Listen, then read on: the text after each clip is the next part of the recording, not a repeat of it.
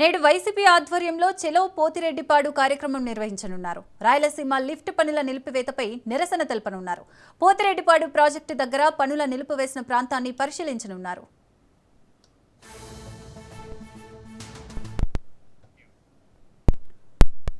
రైటిక YCP ఆధ్వర్యంలో చెలో పోతిరెడ్డిపాడు కార్యక్రమం అయితే నిర్వహించనున్నారు. మరిన్ని డీటెయిల్స్ మా ప్రతినిధి హుస్సేన్ అందిస్తారు. Hussain. Okay, thank you Srisagar. Rayalaseema జిల్లాలకు ప్రధాన నీటి వనరుగా ఉంటున్నటువంటి కృష్ణా జలాల సాధన కోసం వైకాపా మరోసారి పోరాటానికి సిద్ధమైంది. రాయలసీమకు తరాల నుంచి జరుగుతున్నటువంటి అన్యాయంపై మొత్తం 6 జిల్లాల ముఖ్య నేతలంతా కలిసి వారి వారి ప్రాంతాల నుంచి బయలుదేరి నేరుగా పోతిరెడ్డిపాడు వద్దకు చేరుకునేటువంటి అవకాశం ఉంది. అక్కడకు చేరుకున్న అనంతరం ప్రాజెక్టు వద్ద నిరసనకు దిగి అటు ఆంధ్ర తెలంగాణ ప్రభుత్వాల ముఖ్యమంత్రుల తీరును అక్కడి నుంచే ఎండగట్టేటువంటి అవకాశం ఉంది. వాస్తవానికి ఇటీవల తెలంగాణ అసెంబ్లీ వేదికగా అక్కడి ముఖ్యమంత్రి రేవంత్ రెడ్డి రాయలసీమకు సంబంధించి లిఫ్ట్ ఇరిగేషన్ ప్రాజెక్టులపై మాట్లాడిన తీరుకు నిరసనగా ఇవాళ ఉమ్మడి రాయలసీమ 4 జిల్లాలతో పాటు ప్రకాశం, నెల్లూరు ప్రాంతాలకు చెందిన వైసీపీ నేతలంతా పోతిరెడ్డిపాడు లిఫ్ట్ ఇరిగేషన్ వద్దకు చేరుకునేటువంటి అవకాశం ఉంది. కడప, కర్నూలు, అనంతపురం, చిత్తూరు జిల్లాలతో పాటు ప్రకాశం, నెల్లూరు జిల్లాలకు సంబంధించినటువంటి మొత్తం 6 జిల్లాల ఎమ్మెల్యేలు, ఎంపీలు, ఎమ్మెల్సీలు, మాజీ ఎమ్మెల్యేలు, మిగతా ముఖ్య నేతలంతా ఇవాళ పోతిరెడ్డిపాడు హెడ్ రెగ్యులేటర్ ను సందర్శించనున్నారు.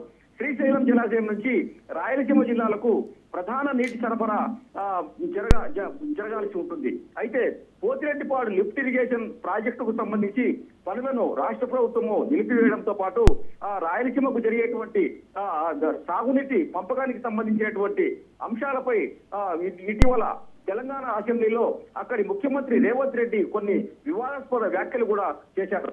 ఇలాంటి వ్యాఖ్యలకు నిరసనగా కూడా ఈ ప్రాజెక్టు వద్దకు చేరుకుని వైసీపీ నేతలంతా ఈ 2 ప్రభుత్వాల తీరుపై ఎండగట్టేటువంటి అవకాశం ఉంది. ఈ ప్రాజెక్టుకు సంబంధించి తొలి నుంచి కూడా అంటే ఉమ్మడి రాష్ట్రంగా ఉన్నప్పుడు సైతం ఈ రెగ్యులేటరీ ప్రాజెక్టు వ్యవహారంపై జలాల పంపకం విషయం కొనసాగుతూ వస్తూనే ఉంది. అంటే వివాదం కొనసాగుతూ వస్తూనే ఉంది. ఆ తర్వాత రాష్ట్రం 2గా విభజింపబడిన తర్వాత కూడా ఇదే రకమైనటువంటి విధానాలు కొనసాగుతూ వస్తున్నాయి. డాక్టర్ వైఎస్ రాజశేఖర రెడ్డి ముఖ్యమంత్రిగా అధికారంలోకి వచ్చిన తర్వాత ఈ ప్రాజెక్టును క్రమబద్ధీకరిస్తూ రాయలసీమ ప్రాంతానికి తగినంతగా సాగునీటిని కూడా అందించగలిగారు. అయితే అంతేకాకుండా ఈ ప్రాజెక్టు ఆధునీకరించడం కూడా జరిగిపోయింది. ఆ తర్వాత జగన్మోహన్ రెడ్డి అధికారంలోకి వచ్చాక కూడా ప్రాజెక్టు ఎత్తును సరళీకృతం చేసి సాగునీటి సరఫరా తెప్పించగలగంలో కూడా తెప్పించారనేటువంటి విధానాన్ని కూడా వైకాపా నేతలు చెప్తున్నారు. అయితే చంద్రబాబు అధికారంలోకి వచ్చాక అంటే తెలంగాణ ముఖ్యమంత్రి రేవంత్ రెడ్డితో చేతులు కలిపి రాయలసీమ ప్రాంతానికి ద్రోహం చేసే ప్రక్రియకు సిద్ధమవుతున్నారని కూడా వైసీపీ నేతలు అభిప్రాయపడుతున్నారు.